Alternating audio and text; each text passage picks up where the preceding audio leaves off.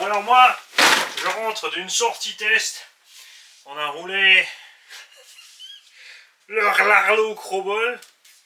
Et si vous avez déjà les vidéos, vous savez pourquoi je me poile. Si vous ne les avez pas encore, croyez-moi, vous allez vous poiler. Le KDM Successor. Comme on avait dit, on teste avec d'abord d'origine, avec des 2S en 4000. On ne met pas 3S 4000, c'est sûr que c'est violent et que ça va ballonner et que ça va perdre l'équilibre et tatati tatata. On laisse ça, on laisse faire ça les gens qui veulent faire le show. J'ai mis 3S 2006, une vieille 3S, ensuite une moyenne 3S, et après on a mis là justement une 3S pleine forme. Et vous allez voir la différence, on est allé en forêt comme promis aussi, le KK Pit K2 pareil, 4S Bashing 60C fraîche en forêt. On avait le Max Airlift avec. Et avant tout ça, j'ai essayé le Larlo. Alors, on y a mis sa 2S d'origine. On est allé en forêt. J'ai une petite piste de bicross, voilà. On n'est pas censé y rouler, donc quand je suis arrivé avec ça, j'ai demandé, je dis ouais, juste une petite vidéo avec ce truc là. Le responsable a dit bon, ouais, c'est bon, de toute façon il n'y a personne dessus, vas-y. C'était pas une super idée parce que c'était en pente et la pente a fait chauffer le moteur. En 2S déjà, mais c'est le genre de choses que n'importe quel utilisateur non averti pourrait faire. C'est pour débutants, donc c'est pas averti au départ. Je confirme donc qu'on a ce problème de frein, c'est un peu moindre quand tu roules, mais selon les cas, effectivement, ça te bloque et ça te balance en marche arrière, résultat, capot avant. On n'a pas du tout de couple là-bas régime, ça peine à partir parce que l'étagement est un peu grand. C'est assez bizarre quand même parce que c'est un moteur 540 et je sais pas si c'est parce que le variateur est tout rikiki, ça limite les ampères.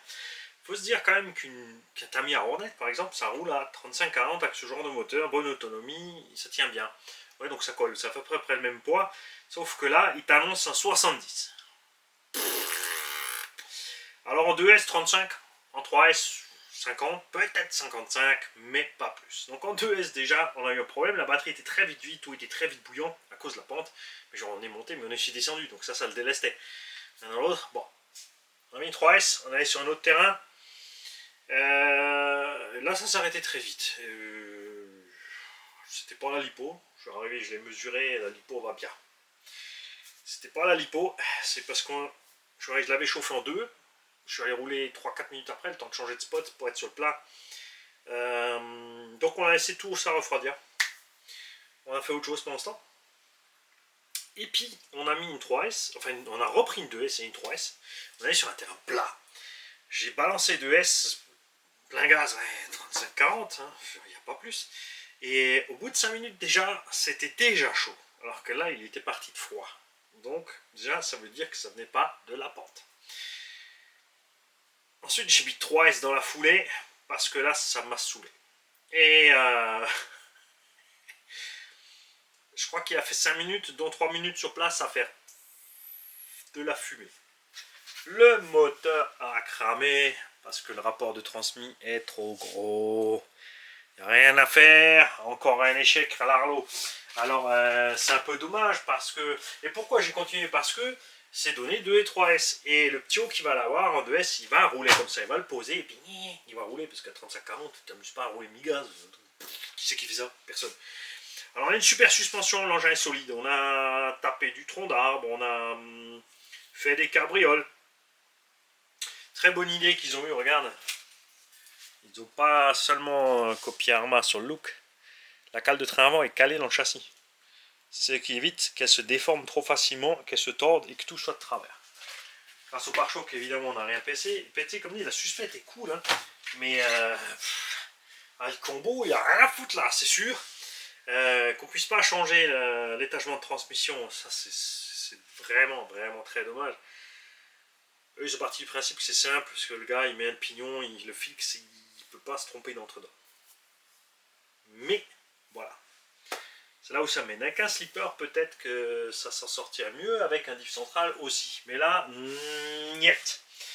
Je vais donc coller un 3652 brushless là-dedans. Moi je suis mécano. J'irai jamais dire à un pro de la ventilation qu'il faut faire comme ça ou comme ça avec les pales ou l'équilibrage ou quoi que ce soit. Alors il faut aussi que les pros de la ventilation, quand le mécano il leur dit que il y a trop de jeu entre la noix et la couronne de diff, ce qui fait bouger les pignons dedans, ça va provoquer une usure plus rapide. Aie confiance, ça va pas arriver tout de suite, mais ça va arriver. On le sait, on l'a vu plein de fois sur ce type d'engin. Souvenez-vous, le JLB Cheetah. Pareil, les pros de la ventile ont vendu ça parce qu'ils ont des parts dessus avec Banggood, ils reçoivent 5% ou 1, 2, 5, 10 euros par machine vendue. Donc ils nous ont sorti que c'est super bien, c'est la classe, y compris bien sûr revendre leur modèle qu'ils avaient démoli, pourtant il était solide, qui avait des casses, revendu, scotché, recollé, des trucs tordus, prétendant que c'est bien. Je le sais parce que l'acheteur m'a contacté à l'époque pour me dire voilà, c'est là que je me suis quand même posé des questions un petit peu. Bon après j'étais pas là au moment de la transaction du truc, donc voilà, ouais, c'est pas cool, c'est sûr que c'est pas le genre de choses qu'on fait ici, vous le savez. Moi je suis le gars qui achète une voiture comme le Axial Rift. Ensuite quand il est pas content parce qu'il dit voilà, moi je suis pas content, pour moi c'est de la merde, quand il le revend, et ben je l'ai pas revendu, je l'ai acheté 550, je l'ai pas revendu 500, je l'ai échangé contre le Tankovic parce que moi je voulais plus voir cette caisse, ça me saoule. J'ai prévenu Stanko que attention, tu vas pas être content. Il a roulé 2 semaines, il l'a revendu et en disant aussi à son acheteur effectivement c'est pas ce que j'attendais non plus. Et lui aussi a fait un échange contre à nous des buggy. Cette fois il a pris du techno par contre. Parce que voilà, il est arrivé aux mêmes conclusions que moi. Qu'est-ce qu'il y avait encore? Il y avait d'autres engins comme ça. Et ces gens-là, déjà, comme ils te déglinguent la machine qui est tellement solide, et ensuite ils la revendent quand même. Du coup, si c'est vendu 350 dans le commerce, ils te la vendent quand même encore 300. Comme ça, il y a 300 de BNF. Chacun fait ce qu'il veut. Je juge pas ça. Mais ce que là où je veux en venir, c'est que vous savez que c'est pas comme ça que ça se passe ici. Les engins que j'ai reçus, on les offre. Certains on les a vendus, mais moitié du prix du neuf, en prévenant l'acheteur que voilà. Mais l'acheteur sait où est allé l'argent aussi. Donc, les pros de la ventile, là, je vous le dis parce que c'est certain, puisque l'Arlo me l'a proposé ici. L'Arlo m'a proposé de me donner 5 $ par vente. Par exemple, ou je ne sais plus combien de pourcents, ce que j'ai refusé, puisque comme c'est une VL toile à la base, mais bricolé un peu autrement, j'étais méfiant. Je n'ai pas eu tort. Ce qui est bien avec l'Arlo, c'est qu'ils sont à l'écoute. Je leur ai parlé de ce jeu dans le diff, ils ont dit ok, ils vont voir ça. Je leur ai parlé du problème de freinage, là aussi ils ont dit voir ça. Après on ne sait pas ce qu'ils vont faire, est-ce qu'ils vont le faire ou pas? Là est la question. En tout cas, j'invite les pros de la ventile à rester à la ventile, et moi, mécanique, je reste à la mécanique. Je touche pas en ventilation, ça ne m'intéresse pas. Donc je ne vais pas leur raconter comment faire, surtout que on parle d'expérience ici. 6000 vidéos, des milliers de véhicules testés, vous avez tout vu, avec les erreurs, les gamelles, les mauvaises utilisations, les exagérations, les crashs, il y a tout. Les pros de la ventile, ils ont passé la palle sur le film, ils ont coupé tout ce qu'ils n'arrangent pas. Donc, avant de dire que les autres sont les menteurs, faites gaffe un peu au capital crédibilité quand même. On peut me dire t'as tort ou je pense que c'est exagéré, pas de problème. Mais poussez pas le bouchon trop loin. Parce qu'il y en a d'autres qui ont essayé avant, ils n'ont pas aimé non plus. Il y a une marque qui s'en est mordu le sac à boules. Du coup maintenant ils sont calmés. Ça, c'est chouette, ça suspecte. Les pneus c'est cool, c'est endurant. Ça marche. Comme une Tamiya des années 80. Évidemment en brushless ça marchera mieux. Attention après à la taille des roues. Et tiens, ça c'est l'autre truc. Regarde, déjà donc on avait dit que les roues étaient lourdes par rapport au LC Racing. Je vous montre là-bas parce que normalement il était là-bas sur l'étagère, mais il est dans sa boîte. ne peut pas changer l'étagement, ça veut dire qu'il a exactement le même pignon que le buggy avec les petits trous.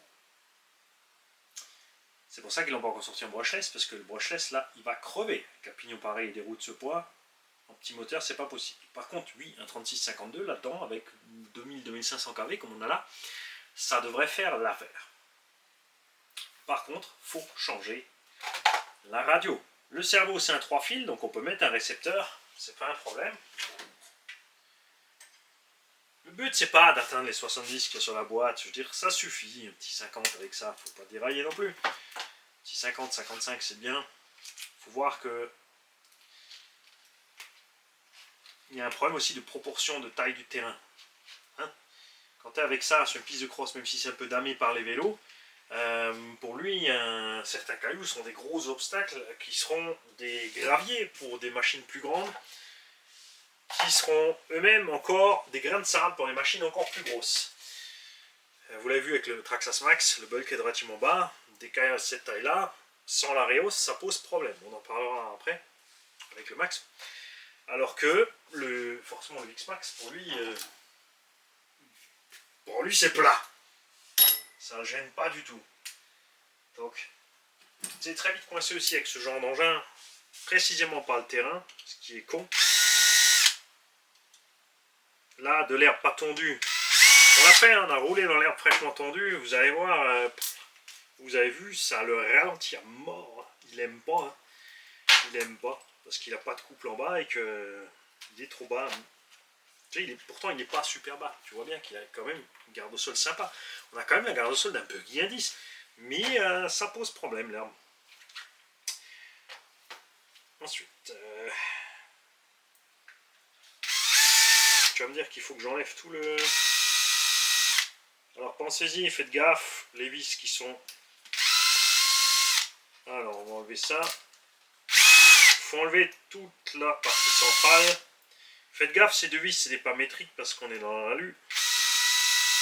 Celle-là aussi, c'est simple à voir puisque tu as des vis avec des rondelles intégrées. Ok. On va tout enlever. Parce que le cache, tu n'arrives pas à y accéder facilement. Eh, vous savez ce que c'est là? C'est opération le moteur. Fima, amène un domestique là. Opération le cœur. J'adore ce mec. Alors, nous avons ici un gros module quand même, ça c'est sympa. Couronne en plastique, ça suffit large. On a roulé dans le petit sable qui a tendance à rentrer partout et regardez, si rien n'est rentré, ça s'est bien passé. On a des roulements sur la direction, ça c'est ce qui manque au KDM Successor. Pour moi ça ne me dérange pas. Mais Axomonisme il y tient. Il leur a dit ça c'est pas bien, je veux des roulements. Et il y en aura. Une fois qu'on a enlevé ça, on peut enlever le demi. Voilà la taille du pignon. Oh la vache. Ah bah tu m'étonnes que ça marche pas. Regarde ça. On a le poids ici d'une Tamiya TT01. Hein, on l'avait pesé ensemble. Ça, c'est l'étagement de vitesse qu'il y a dans une Tamiya TT01. En gros, hein, pour arriver à 50 km/h dans la Porsche Cup. 55 peut-être maxi. Tu vois. Mais comme dit, on a quand même cette platine là derrière. Parce que ça limite de clairement les ampères ou les perfs, je sais pas. Je me suis jamais posé la question, tu vois. Ça, c'est un domaine où je touche pas. Donc là, quand un pro de ça va me dire, ah, ça c'est ça et ça. Et attention, ça a dû être fait comme ci et comme ça, je vais l'écouter. Parce que je touche pas une bille là-dedans. Par contre, méca, étagement de transmission, puissance moteur, je crois qu'on sait un peu ce qu'on fait. Si vous avez des doutes, regardez la playlist Raminator.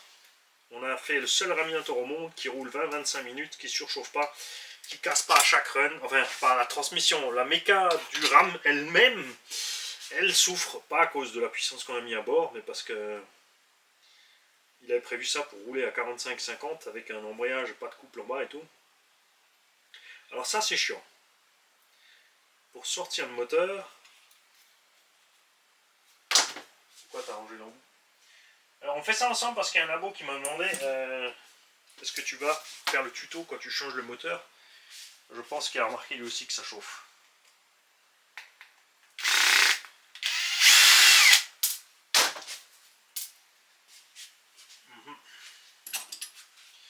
Alors ça vaut 120, 130 euros je crois. Si vous l'achetez par la petite bannette ou vignette du pro de la ventile. Je dis évidemment pas ça méchamment. Partez pas en live, partez pas en live. Et si vous inventez des guerres, c'est à vous de les faire. Hein. Okay, nous, on n'a pas de problème. Ouh. Mais ce que je comprends pas, c'est le besoin de certains d'essayer de discréditer les autres, au lieu d'essayer de comprendre et de dire ok, je t'ai bien entendu, mais je suis pas d'accord avec. Parce que discréditer les autres, c'est jamais la bonne chose à faire quand t'es pas sûr d'avoir raison. Même quand t'as raison, tu ne montres pas que, tu vois, discréditez pas les autres, les gars. Montrez juste que vous avez la raison. Heureusement, il y a plein d'autres chaînes qui l'ont montré aussi, cette histoire de jeu de pignon, couronne, enfin de... Je crois qu'ils ont mis de la loctite. Eh ben dis donc, on va aller attaquer dans la foulée le tuto arrache-moi le pignon. Oh, alors pour enlever le moteur, effectivement, ouais, faut enlever l'arrière de la voiture.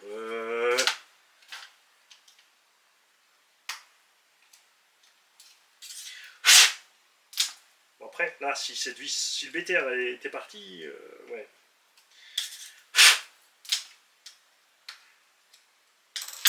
Si le BTR était parti, on n'aurait pas eu besoin.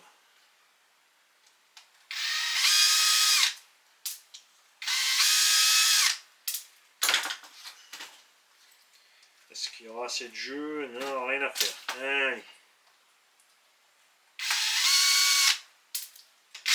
Ça pue le cramer, hein. Ça chenouffe. Ça chenouffe, comme on dit en alsacien. Ok. Je vais pouvoir enlever les vis moteurs. Tu vois. Mais le BTR, ça va être chaud.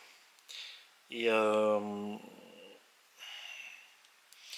va très certainement pouvoir, en tapant dessus, sortir le petit morceau du tournevis qui a explosé.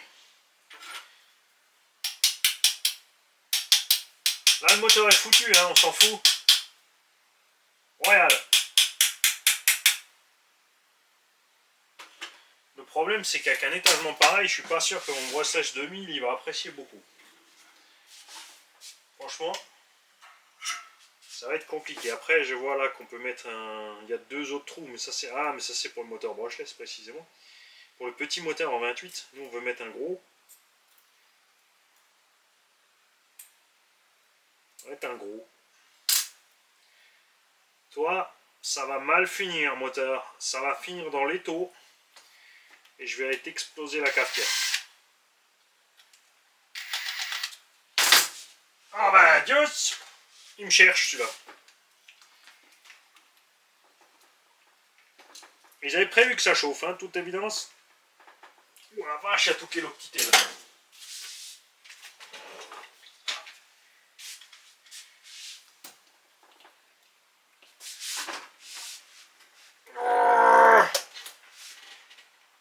Ah ouais.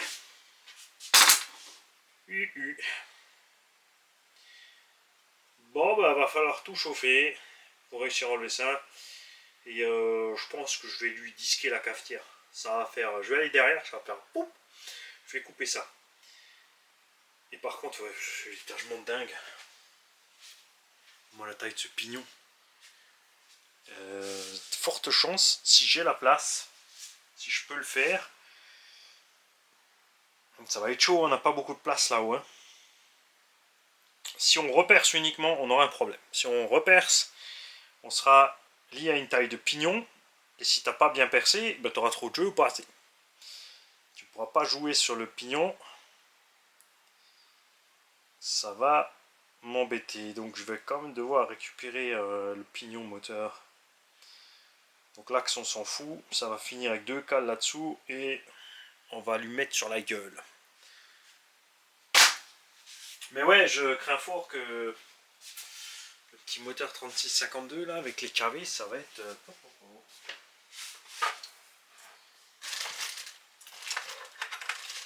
Bon bah sinon, hein, on va installer un vrai moteur. Je plaisante. J'ai un 17 tours 5 là. 17 tours 5. Je sais pas s'il va aimer, hein. Ce pignon est vraiment...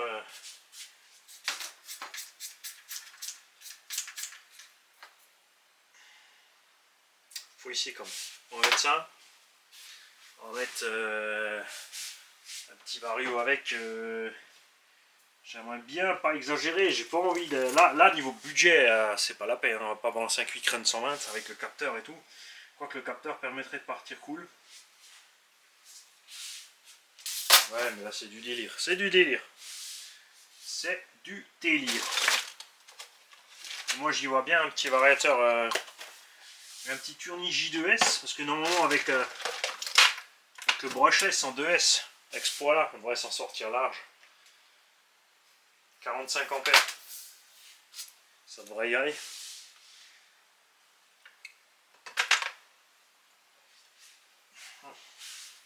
Bref, donc on va en rester là. Je vais essayer de récupérer le pignon parce que je suis pas sûr que j'ai un pignon de autant de dents pour un petit moteur comme ça en 3.17. Le moteur, on va le défoncer pour récupérer bien sûr le support et le pignon. Et je vous tiendrai au courant quand on aura fini. J'insiste sur le fait que je ne veux pas avoir de guerre à ce sujet-là, ni au sujet du sledge. C'est nouveau en train de partir dans tous les sens. Il y en a qui ont des grandes bouches mais qui ne réfléchissent pas. Pour la notice du Funtech par exemple, c'est sûr que maintenant tu as les mises à jour. Prends la notice de quand il est sorti avant de l'ouvrir. Ouais, ça c'est aussi autre chose comme ça. Ils font n'importe quoi. Ils oublient que derrière les abonnés, moi j'ai de la chance. On a une communauté qui réfléchit. Vous l'avez vu au rassemblement, ça c'est super bien fait. Il n'y a que des gens cool qui sont arrivés. Mais on voit sur beaucoup d'autres chaînes qu'il y a des gens qui ont des problèmes psychologiques, qui ont des problèmes d'estime d'eux-mêmes. Il y a des gosses au milieu qui partent dans tous les sens parce que c'est l'habitude, c'est facile sur internet de partir en guerre. Vous laissez pas aller là-dedans. Vous laissez pas aller là-dedans. Ça en vaut pas la peine. Laissez-les où ils sont. Ciao les gars.